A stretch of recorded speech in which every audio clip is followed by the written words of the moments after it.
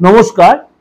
আজকে এই বছরে ভূত চতুর্দশী কিভাবে আপনারা মেনটেন করবেন বা কি কি উপাচার করলে এই ভূত চতুর্দশীর দিন আপনি কিছুটা হলেও নিজেকে একটু সতর্ক এবং সংযত রাখতে পারবেন বা সাবধানতা অবলম্বন করলে অনেক দিক দিয়ে আপনি ভালো থাকবেন।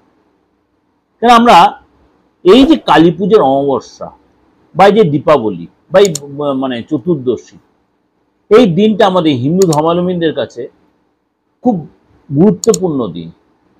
কেন আমরা জানি এই দিনটাতে আমরা 14 প্রদীপ ঘরে জ্বালাই, 14 শাক আমরা কিন্তু অবশ্যই দুপুরে খাওয়া দাওয়ার মধ্যে একটা আইটেম হিসেবে রাখি। এই 14 শাকের মধ্যে কি কি আইটেম সেটা আমার কিন্তু বিজ্ঞান চ্যানেলে আপনি সার্চ করলে পেয়ে যাবেন কি কি আইটেম এই 14 শাকের মধ্যে থাকে। আর এই দিন অবশ্যই সকালবেলা বা অবশ্যই স্নান করবেন এবং সূর্য ডোবার পরে অবশ্যই স্নান করবেন। সূর্য ডোবার পরে অবশ্যই স্নান করবেন। অর্থাৎ এইটা করলে কি আমাদের নেগেটিভিটি গুলো অনেকটাই কেটে যাবে। এবং কিছু কিছু উপাচার আজকে আপনাদের কাছে বলবো, আমি বিগত বছরগুলোতেও বলেছি। এই ভূত চতুর্দশীর দিন আপনি কি করলে আপনি কিছুটা হলো রিলিফ পাবেন। কারণ আমাদের প্রতি মুহূর্তে আমরা কেউ না কেউ শত্রুতায় প্রচন্ড ভুগি, গুপ্ত শত্রু হোক আর ওপেন শত্রুই হোক, বা বাড়িতে প্রচন্ড একটা নেগেটিভ এনার্জি বা প্রচন্ড একটা শারীরিক অস্থিরতা বা মানসিক অস্থিরতা, শরীর খারাপ, কোনো কাজের প্রবলেম, এগুলো আপনাদের কেউ না কেউ সাফার করি, কম বেশি প্রত্যেকেই করি। এটা হয়তো কেউ কেউ বাস্তু আপনারা রেক্টিফিকেশন করেছেন, তার জন্য কিছুটা আপনারা ভালো আছেন। কিন্তু এই ভূত চতুর্দশীর দিন আপনারা যদি কিছু কিছু উপাচার করতে পারেন, ছোটখাটো, যেটা আপনার ঘরের মধ্যে আপনি নিজেই করতে পারবেন, এমন কিছু খরচ সাপেক্ষ নয়, এমন কিছু আপনার খুঁজতে এসে অনেক কষ্ট হয় সেরকমও নয়। সেগুলো আপনি যদি করতে পারেন, এই 4-5 দিন বলুন বা আগামী দিনগুলো আপনি অনেকটাই ভালো থাকতে পারবেন। তার জন্য কি করতে হবে? অবশ্যই এই দিন, এই ভূত চতুর্দশীর দিন আমাদের শহর কালচারেই থাকুন আর আপনি গ্রামের কালচারেই থাকুন, আপনি ফ্ল্যাট কালচারেই থাকুন, ভাড়া বাড়িতেই থাকুন, যেটা আপনি যেখানে স্টে করছে সেটাই আপনার বাস্তু। সেখানে আপনি অবশ্যই মাটির প্রদীপে, ভালো করে শুনবেন, মাটির প্রদীপে সর্ষের তেল দিয়ে, তুলোর পোলতে দিয়ে বা কালো সুতো দিয়ে পোলতে বানিয়ে আপনি অবশ্যই প্রদীপ জ্বালাবেন 14 পিস, কালো সুতো দিয়ে পোলতে বানিয়ে। সেটা খুব কার্যকরী হবে। কালো সুতো দিয়ে পোলতে বানিয়ে আপনি এই ভূত চতুর্দশীর দিন যদি এই কাজটা করতে পারেন, এই দিন যদি এই আপনার সর্ষের তেলে মাটির প্রদীপে যে সলতে দিয়ে কালো সুতো দিয়ে সলতে বানিয়ে যদি আপনি জ্বলাতে পারেন, মেন দুয়ারগুলো আপনার মেন দুয়ারে দেবেন। যাদের দক্ষিণমুখী দরজাতে দক্ষিণমুখী দরজা থাকুক আর নাই থাকুক, দক্ষিণ দিয়ে একটা দেবেন, দক্ষিণ পশ্চিমে একটা দেবেন, আপনার মেন এন্ট্রান্সে দেবেন, আপনি আপনার টয়লেটে, স্নান ঘরে বা আপনার বাথরুম বা যেখানে বা ওয়াশরুম যাই সেখানে একটা দেবেন, আপনার উঠোনে গ্রাম কাজে উঠোনে দেবেন, আপনার ব্যালকনিতে দেবেন, আপনার রান্নাঘরে দেবেন। এরকম করে করে আপনি 14টা প্রদীপ কিন্তু অবশ্যই প্রজ্বলন করবেন। এবং অবশ্যই ঠাকুরের স্থানেও একটা দেবেন, ঠাকুরের স্থানেও একটা কিন্তু দেবেন, অবশ্যই দেবেন। সেটা আপনাদের প্রত্যেকের উদ্দেশ্যে বলছি, ভালো হবে। এবং এই এই যে সর্ষের তেলে প্রদীপ জ্বালাচ্ছেন, অবশ্যই তার মধ্যে ফুলালা লবঙ্গ মাস্ট দেবেনই দেবেন। ফুলালা লবঙ্গ দেবেন আর গোলমরিচ দেবেন, 1 পিস করে গোলমরিচ দেবেন বা 2 পিস করে গোলমরিচ দেবেন। পুরো সর্ষের তেলে প্রদীপটা, পুরো সর্ষের তেলটা না পুরোটাই জলে, ওটা যেন অর্ধেক অবস্থা না থাকে। যদি সারা জ্বালান খুব ভালো। পরের দিন যখন অমাবস্যা থাকবে বা অমাবস্যার সময়, ততক্ষণ যেটা রেখে দেবেন, অমাবস্যার দিন ওই প্রদীপটা জ্বালাবেন, ওর মধ্যে আবার সর্ষের তেল দেবেন। ভালো করে শুনবেন, তার মধ্যে আবার সর্ষের তেল দেবেন। অমাবস্যার দিনে কিন্তু সেম প্রদীপগুলো জ্বালাবেন, সেম জায়গায় রেখেই। অমাবস্যা শেষ হয়ে যাওয়ার পর এই প্রদীপগুলোকে আপনি জলে ফেলে দেবেন। তেল যদি থাকে সেই তেল সমেত আপনি জলে দিয়ে দেবেন, পোলতে সমেত, অর্থাৎ কালো সুতোর পোলতে আপনি সেগুলো দিয়ে দেবেন। দেখবেন বাড়িতে অনেক নেগেটিভিটি কেটে যাবে। অবশ্যই তার মধ্যে গোলমরিচ ও লবঙ্গ দেবেনই দেবেন, সেগুলো সমেতই আপনি জলে দিয়ে দেবেন, আপনার জলাশয় হোক, পুকুরে হোক, নদীতে হোক, যেখানে হোক দিয়ে দেবেন। এটা হলো একটা কাজ। দ্বিতীয় বললাম 14 শাক অবশ্যই খাবেন। কি কি শাক হবে সেটা আপনি বিভিন্ন জায়গায় সার্চ করে সেখানে পেয়ে যাবেন, আমার সেখানে রয়েছে। এবং এই দিন আর কি কি করবেন, এই দিন অবশ্যই বাড়িতে একটু গুড় নিয়ে আসবেন, গুড়, শক্ত ডেলা গুড় নিয়ে আসবেন। আপনি কালো কাপড়ের মধ্যে ডেলা গুড়টা দেবেন। কাঠ কয়লা নিয়ে আসবেন। আপনি এখন কাঠ কয়লা পাওয়া তো খুব দুষ্কর, অনেক মানে স্বর্ণকারের কাছে গিয়ে পেয়ে যাবেন জুয়েলারি, যারা আপনার অ্যাকচুয়ালি মেকিং করে, যারা শোরুম তাদের নয়, যারা মেকিং করে অর্থাৎ সোনার কাজ করে, যারা এই সোনা টোনার কাজ করে, তাদের কাছে আপনি কাঠকয়লা পেয়ে যাবেন। সেখান থেকে একটু কাঠকয়লা কিনেই নিয়ে আসবেন, দরদাম কমে কিনে নিয়ে আসবেন। কালো কাপড়ের মধ্যে আইটেমগুলো শুনে নিন ভালো করে।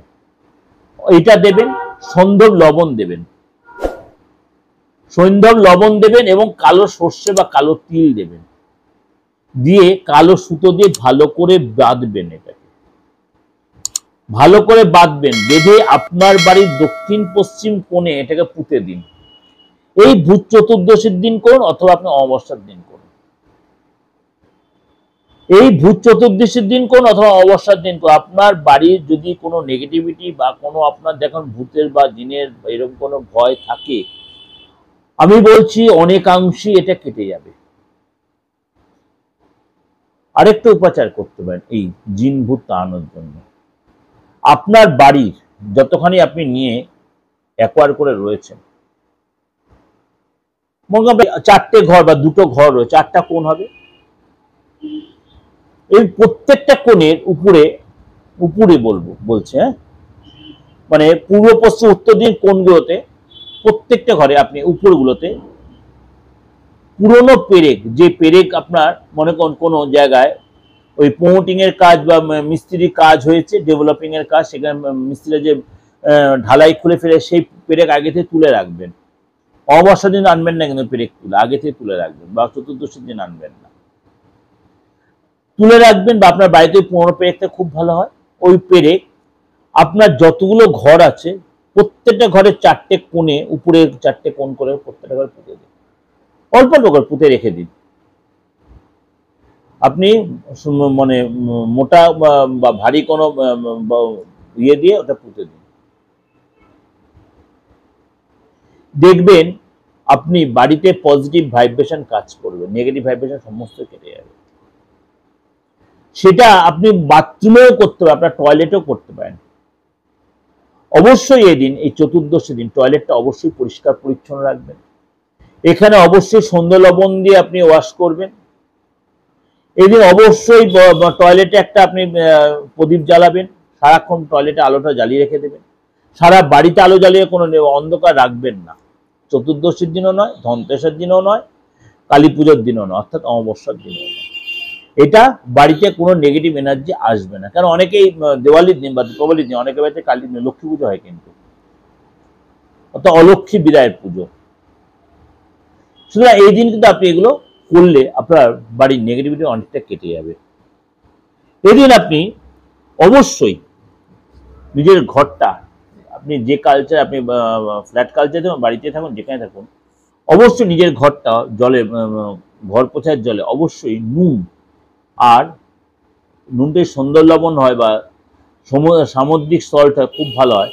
অবশ্যই ফিটকিরি গুঁড়ো, তার মধ্যে অবশ্যই কিছুটা দুধ, কাঁচা দুধ দিয়ে ঘরটা পুরো মুছবেন। মোছার পর যে জলটা থাকবে সেটা আপনি বাথরুমে ফেলে দেবেন, ফ্লাশ করে দেবেন। সমস্ত নেগেটিভিটি গুলো কেটে যাবে। দারুণ ফলপ্রদ টোটকাগুলো দিচ্ছি, করে দেখুন। বাস্তু নেগেটিভিটি কাটার জন্য আপনি এগুলো করে দেখতে পারেন, এগুলো দারুণ কাজ হবে। এবং এই দিন বাড়িতে যদি আপনার কোনো গেস্ট আসে, তাকে না খাইয়ে পাঠাবেন না, বাড়ি ছেড়ে দেবেন। কিছু না হলেও একটু বাতাসার জল দেবেন। যদি আপনার মিষ্টান্ন না থাকে, আপনি খাবার দাবার সেই সময় সিচুয়েশন না থাকে, অবশ্যই তাকে একটু বাতাসার জল দেবেন। সেটা মানে আপনার বাড়িতে মানে কোনোদিনও অর্থের বা খাবারের অভাব হবে না। করে দেখবেন, আপনি।